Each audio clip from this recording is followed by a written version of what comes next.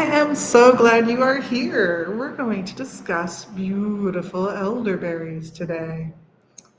Does your mother smell of elderberries? Here's the jar that we've got here at the shop. You'll notice it's got a blue box around it. This means there are some people who should not ingest this. So you'll always want to check your safety if you're going to try and put something into a food or a drink that you plan on using for yourself or other people later.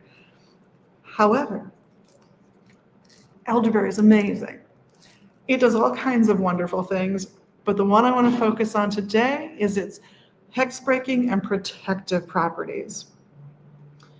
You can absolutely create some elderberry water to use to bless and cleanse objects that you think are important and value, or objects that you simply want to repurpose.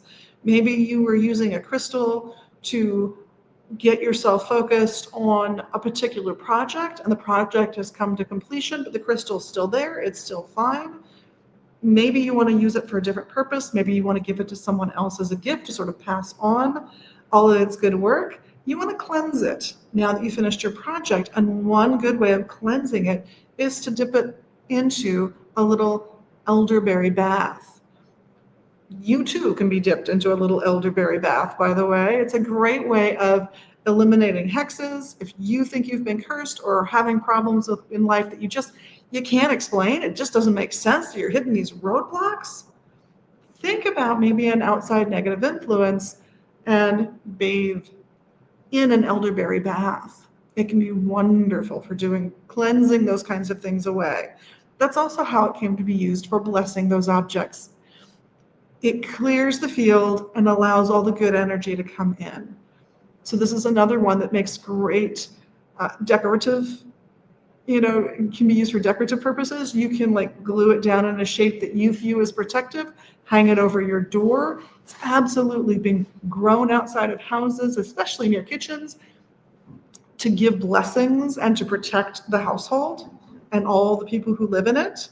And the same is true even if you don't have space to grow the tree or the right climate for that matter to grow the tree, you can get yourself some super glue, some hot glue, whatever you've got, and on a piece of wood or cardboard, you can glue down a protective shape, draw that shape in, whatever shape you like, put the berries on over the glue, let that get nice and hard and solid. And if you want, you can do the glue over the top or some spray shellac, however you want to protect your magical artwork with this.